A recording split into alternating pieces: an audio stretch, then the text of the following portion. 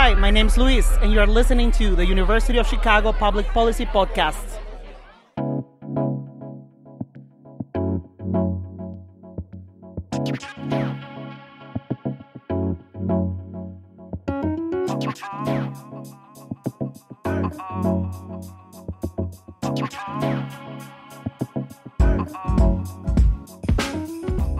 Hey listeners, if you're new, welcome. This is UC3P, a collection of podcasts made by students at the University of Chicago.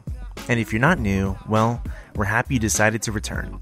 My name is David Raban, and I'm the publisher of these podcasts. Let's get straight to it. Today's episode is our second collaboration with the Paul Douglas Institute, or PDI, a public policy think tank at the University of Chicago. Just like UC3P, PDI is a student-run organization, and we're really excited to have them highlight some of their research. They'll be speaking today about a recent study that looked at Chicago obtaining all of its energy from 100% renewable resources. Today's host is Rimsha Nazeer, a third year in the college who's double majoring in economics and public policy. You'll hear her interview Zarek Drozda, a fourth-year economics major, and Vanessa Ma, a third-year economics and neuroscience double major. Before you head over to the interview, we want to let you know you might want to go back and check out their last collaboration with us on the Cook County soda tax. It was really interesting, and you won't want to miss it. Without further ado, the Paul Douglas Institute presents 100% Renewable Chicago. Hello everyone, this is Rimsha Nazeer speaking. I'm the Director of Publicity for the Paul Douglas Institute, a nonpartisan student-run public policy think tank at the University of Chicago. The aim of the Institute is to empower students to influence public policy through research. To do so, we work with nonprofits, government offices, and elected officials. Today we're going to talk about our project involving renewable energy in Chicago. To speak more on this, I'm joined with Zarek Drozda and Vanessa Ma. So tell me a little about yourself and how you guys got involved with PDI. Yeah, sure. So my name's Vanessa. I study neuroscience and economics in the college. And I first got involved with the Paul Douglas Institute because I just wanted to be part of a research opportunity that had short-term, real-world impact. And having participated in numerous labs, both in the sciences and in the social sciences, I realized that a lot of undergraduate opportunities involve, say, doing a task for, say, a postgraduate student. And there was no real ownership of the end-to-end research process, whereas all my friends who were in PDI were telling me about things such as, oh, we have this one problem, we basically decide ourselves how to research it, how to solve it. And I was like, I really want to be a part of that. And the fact that you get to deal with real-world issues, real-world policy was really interesting to me. And my name is Zarek. I got involved in Paul Douglas Institute from the very beginning on one of our first projects that was looking at campaign finance spending in the state of Illinois, and specifically looking at nonprofits that were kind of shifting money around and using their ability to kind of like disclose or prevent donors from disclosure in very like interesting ways. So it was a cool project, very data driven, and I've been with the institute since. I really enjoyed the research process. Let's see what else. I'm a third year. I study economics, originally from the San Francisco Bay Area. But I'm super excited to be here and to talk about renewable energy. Yeah, and on that note, can you give us a brief rundown about what your project was that you were able to complete over the course of the summer? Yeah, sure. So we were interested to see if Chicago could transition feasibly to 100% renewable energy. We were aware of a campaign that the Sierra Club was leading kind of nationally called the Ready for 100 campaign. And their goal is to have every city in the U.S. commit to 100% renewable energy. Then they wanted to see if they could bring it to Chicago. So we wanted to look at, what would the economic impact be? What jobs would be created? What would the emissions reduction be? And things like that. And how did the Institute get involved with this project in the first place? Yeah, so we had meetings with the Sierra Club kind of in April and May when they were initially kind of building the momentum for this movement in Chicago. There's an organizer named Kyra Woods who was kind of leading the effort on the behalf of the Sierra Club. And there are also a number of community nonprofits and other local organizations and advocates who are being brought into this space to kind of do some preliminary planning for trying to build a political movement and to basically create support kind of broadly across the city. So we had meetings with them. I've been meeting with these group of nonprofits, and we eventually arrived at the conclusion that the best contribution for kind of our group would be to do a lengthy research report to see what would the economic impact of a transition be. How many jobs would be created locally? How would individual wards benefit around the city? What sort of opportunities would such a transition create? Yes, we are reducing carbon, but we also want to see how it would impact people living in the city, voters, to kind of make it relevant to people in the community. So I guess this begs the question of what was currently happening while you were doing this project. How was Chicago sourcing energy at the time? Yeah, so Chicago has three kind of main categories of energy consumption. You have electricity, which is powers buildings and other electrical appliances. You have natural gas, which is primarily used for heating, especially in older apartment buildings throughout the region. And then you have private vehicles and transportation, and that mostly consumes diesel, whether it be for commercial trucking or for just gasoline for passenger vehicles. So those are kind of like the three broad categories in which the city consumes energy as a whole. If you go kind of deeper into each of those three areas, it gets a bit more complex. So take electricity, for instance. Chicago sources electricity as a part of a large competitive electricity market that spans multiple U.S. states. So it goes from Illinois through Pennsylvania to even parts of the East Coast like New Jersey. So our electricity at any given point in time could be coming from any of those states because we're part of this kind of large competitive regional grid rather than just local production in Illinois.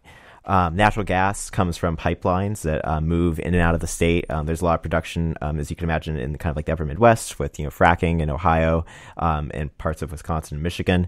And so that natural gas is piped to Chicago and is used to heat buildings locally. And then gasoline transportation that just comes from shipments, mostly abroad, but also within the U.S. All right, awesome. So talk to me about the results and the findings of this paper that you guys were able to complete. Yeah, of course. So the purpose of this report was twofold. First of all, is to figure out how we're going to get to 100% renewable from the 4% renewable that we are right now. And second of all, once we get to becoming renewable, what does that mean for the people in our city? And so what we did find out was that with a variety of policies and also being able to switch around some of our energy sources, we would be able to save 21 million metric tons of greenhouse gas emissions per year and also create 18,000 sustained jobs. And that's taking out temporary jobs such as construction that would be required of us if we were to build new infrastructure for renewable energy. This totals out to around 3 billion in economic output per year, resulting in 47 billion over the course of 15 years, which is what we which is what we modeled out. And last of all, it would mean 740 million in energy savings, which is at the end of the day what we actually care about, right? Because it doesn't matter so much how much we're spending on energy as much as how much we're saving on it as a result of becoming renewable. And we think that therefore this is a much better idea to become renewable as opposed to continue the trajectory of fossil fuels and diesel that make up for 96% of the energy we use right now. You mentioned that you looked at a bunch of policies. Can you go into a bit deeper into how you were able to come up with these numbers and what research you were able to look at? Yeah, sure. So from a general overview level, we looked at all the different types of policies regarding green energy that exist right now. So this includes things such as energy efficiency, includes things such as LEEDs, includes things such as rooftop solar, which basically asks different buildings to create kind of solar farms on top of their buildings and harness that sort of space in a very crowded urban area.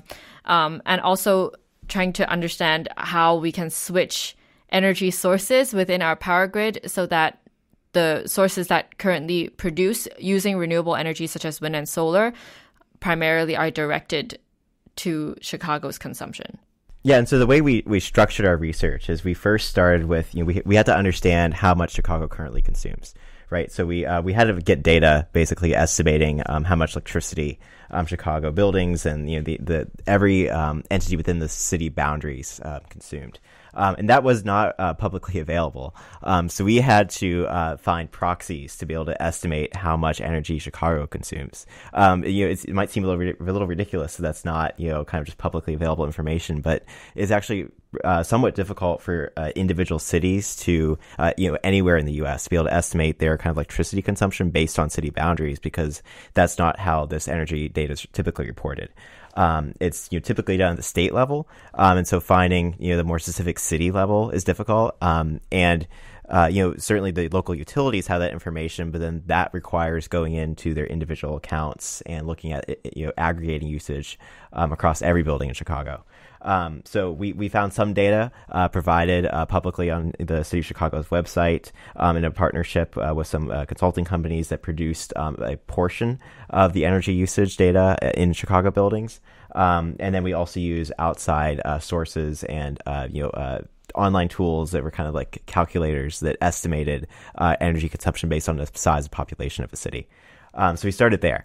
Then we moved to projecting kind of future demand for Chicago energy. Because, we had to make sure that the policy we implement doesn't just account for, 2019, it also has to account for 2050. So we looked into population trends for the city of Chicago. We looked at future energy usage intensity, which basically refers to how much energy does, kind of per capita or each person consume in an urban environment, and what will that look like, now, but then what will it also look like in, 2050 to try to get a sense of the trend there. So we can, kind of combine those two to create a projection of Chicago's consumption by 2050. And we found that it's relatively flat, that the population in Chicago is not expected to increase that much.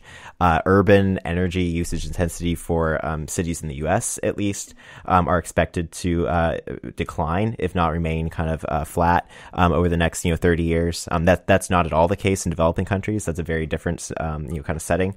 But at least within the United States, with more developed economies, it's expected to remain a bit more on the flat side. So first step was estimating our current usage. Our second step was projecting future demand. And then finally, our third step was trying to estimate the jobs impacts, the emissions reduction, the economic output, based on a set of policies that we would kind of modeled implementing. Right, so that included building wind and solar in the region around Chicago. That included looking at the potential for rooftop solar in Chicago and see how many jobs and emissions reductions that would generate. It included just looking at getting rid of the or transitioning the city's bus fleet from diesel to electric and seeing what type of impact that would have. So it was current usage, projecting demand, and then modeling a set of policies and estimating their impacts. Wow, this all sounds incredible. What were some of the challenges in making these estimates and using the proxies that you were? Yeah, so I think I mentioned the constraint kind of like with the city, right? Getting the more specific city view as opposed to the state level. But that was just looking at our current usage. So there were also challenges with estimating how many jobs would be created through a implementation of X megawatts of solar. That's not information that I know personally. It's not, information that I would, probably learn in a course, right? So that's something that was hard to estimate. And we had to go out and basically look at other academic literature and also look at other nonprofits that put together basically job calculation tools based on renewable energy inputs.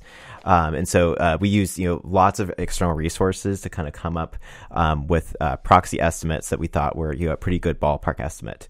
And then for every number in the report, we calculated with at least two methods and then averaged them to try to make sure that our estimates were, relatively robust, despite the fact that, we didn't necessarily have as expansive data as would have been desirable. All right. And if you were, numbers, facts, figures aside, if you had to describe kind of the few key takeaways of what you were able to learn with this report, what would you say those were? I would say first, energy policy is incredibly complex.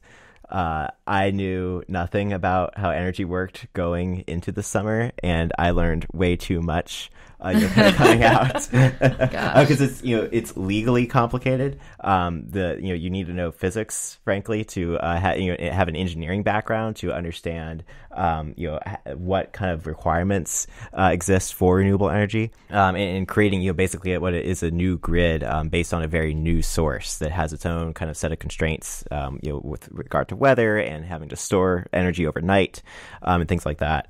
And so that was, I think one of the other things I learned through this process. Yeah, and I guess to add on to that, it was also realizing that whenever you translate something that you learn academically into real life, there needs to be a lot of adjustments made. So, for example, a lot of like the supply and demand stuff, this is something that you would see in class. When supply meets demand, that's great. Life, like all your problems are going to be solved. But in real life, there are a lot of hurdles leading towards that. So, for example, not being able to know exactly